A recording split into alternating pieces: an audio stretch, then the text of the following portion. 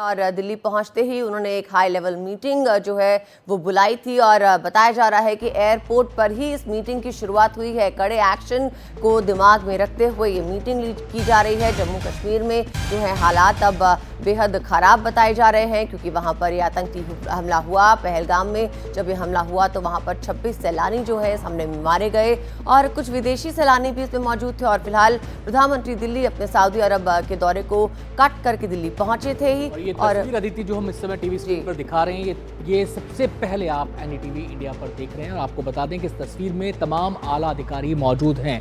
इसमें मुझे जो नजर आ रहा है तस्वीर के अंदर विदेश मंत्री एस जयशंकर मुझे यहाँ पर दिखाई दे रहे हैं और भी आला अधिकारी यहाँ पर मौजूद हैं। आपको बता दें कि जैसे ही एयरपोर्ट पर प्रधानमंत्री नरेंद्र मोदी उतरे वो एक्शन मोड में आ गए हैं। उन्होंने सऊदी अरब से ही घोषणा कर दी थी कि आतंकियों को बख्शा नहीं जाएगा, जो भी इस हमले में शामिल हैं उन्हें उनके अंजाम तक पहुंचाया जाएगा। सार उनके इस बात का यही था और ये इस समय मीटिंग चल रही है। इसमें तमाम हालात की समीक्षा यहां पर की जा रही है। हम सीधे रुख करेंगे, हमारे साथ हमारे संवाददाता अखिलेश शर्मा इस समय जुड़ गए हैं और जानकारी देने के लिए। अखिलेश, प्रधानमंत्री ने लैंड करते ही एक्शन मोड में वो आ गए हैं, हाई लेवल मीटिंग चल रही है, कौन कौन है इस मीटिंग में? देखिए, प्रधानमंत्री अब से कुछ देर पहले ही दिल्ली पहुंचे हैं। सऊदी अरब की अपनी यात्रा को बीच में ही छोड़ करके आए हैं। वैसे तो उनको आज रात को वहां से निकलना था, लेकिन जो हमला हुआ उसके बाद कल रात को ही निकलने का फैसला किया। कुछ देर पहले ही एयरपोर्ट पर पहुंचे हैं।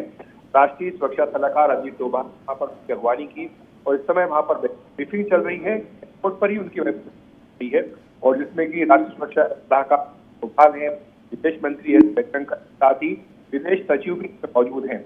जो तस्वीर देख सकते हैं, प्रधानमंत्री नरेंद्र मोदी को ब्रीफ किया जा रहा है, बता रहे हैं कि हालात क्या है। और आप ये बता दें कि लगातार नरेंद्र मोदी गृह मंत्री अमित शाह से संपर्क की है, जो कल रात को श्रीनगर पहुंच गए थे और पहुंचते उन्होंने वहां पर अधिकारियों के साथ की थी। माना जा रहा है कि अब कुछ देर में गृह मंत्री अमित शाह पहलगाम में जा सकते हैं, का दौरा करते।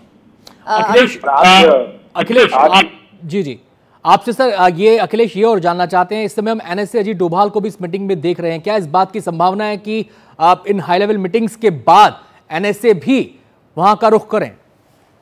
अभी इस बारे में जानकारी नहीं दी गई है, लेकिन मैं आपको एक अपडेट और दे दूं कि आज पीएम नरेंद्र मोदी आने के बाद जो ब्रीफिंग उनकी हुई है और इसी के साथ कैबिनेट की जो सुरक्षा मामलों की समिति है उसकी बैठक की भी संभावना है कि आज सीसीएस की बैठक भी हो।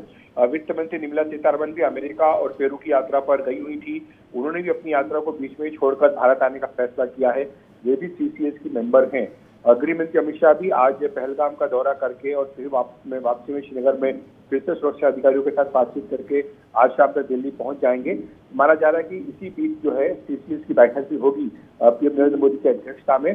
और भारत के सामने क्या विकल्प हैं इस हमले के बाद, इस पर भी चर्चा की जाएगी। आप जानते हैं कि इससे पहले जब हुए हैं पाकिस्तान समर्थित आतंकवादियों की ओर से, तो भारत ने जवाबी कार्रवाई की है। इस बार क्या विकल्प हैं, इन तमाम विकल्पों पर भी चर्चा की जाएगी। अखिलेश हमारे साथ बने रहिए। अखिलेश ने इस बातचीत में बड़ी खबर एक और दे दी है, अपडेट एक और दे दिया है, वो ये कि आज सीसीएस की बैठक हो सकती है। हमारे संवाददाता अखिलेश ने अभी अभी हमें बताया कि आज सीसीएस की बैठक हो सकती है क्योंकि इस समय जो मीटिंग चल रही है प्रधानमंत्री नरेंद्र मोदी के साथ, उसमें आप एनएसए अजीत डोभाल को देख सकते हैं, विदेश मंत्री एस जयशंकर वहां पर मौजूद हैं और निर्मला सीतारमण अपनी जो विदेश यात्रा है उसको बीच में तोड़कर उसको बीच में छोड़कर वो आज भारत लौट रही हैं। इसके अलावा गृह मंत्री अमित शाह भी आज शाम तक, देर शाम तक लौट सकते हैं। तो पूरी संभावना इस बात की है कि आज सीसीएस की मीटिंग हो सकती है। हमारे संवाददाता अखिलेश शर्मा ने जानकारी दी। तो प्रधानमंत्री जैसे ही भारत में लैंड हुए, जैसे ही राजधानी दिल्ली में उनके प्लेन ने लैंड किया, वो आते ही एक्शन मोड में नजर आए। और एक्शन मोड क्या कि एयरपोर्ट पर ही उन्होंने अपने आवास तक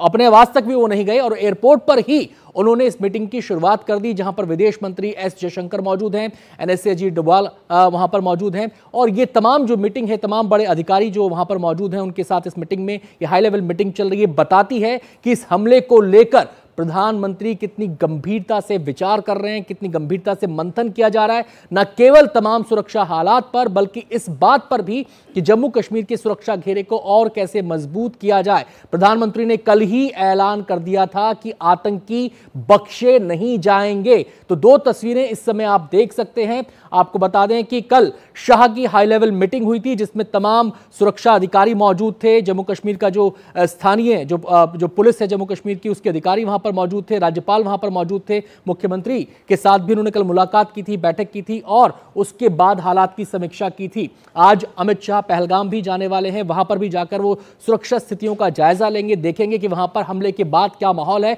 और कैसे लोगों के बीच अगर कोई तनाव है, लोगों अगर कोई डरे सहमे है तो उनके बीच से डर को कैसे दूर किया जाए, उनको ये विश्वास दिलाया जाए कि वो पूरी तरह सुरक्षित हैं और उनको ये विश्वास दिलाया जाए कि आतंकवादियों ने जो घिनौना कृत्य किया है उसका जवाब उन्हें दिया जाएगा। आपको जहां तक बात है उन आतंकियों को अंजाम तक पहुंचाने की, तो आपको बता दें कि बड़ा ऑपरेशन उन आतंकियों के लिए चलाया जा रहा है जम्मू कश्मीर के कई इलाकों में, चाहे वो पहलगाम हो, चाहे वो अनंतनाग हो, वहां पर कॉम्बिंग ऑपरेशन जारी है, सर्च ऑपरेशन जारी है, उन आतंकियों की तलाश जारी है। 3 से 4 आतंकी बताए जा रहे हैं। हेलीकॉप्टर से निगरानी की जा रही है जिससे कि उनके वेयरअबाउट्स का पता चल सके, उनके ठिकानों का पता चल सके और उन्हें जवाब दिया जा सके।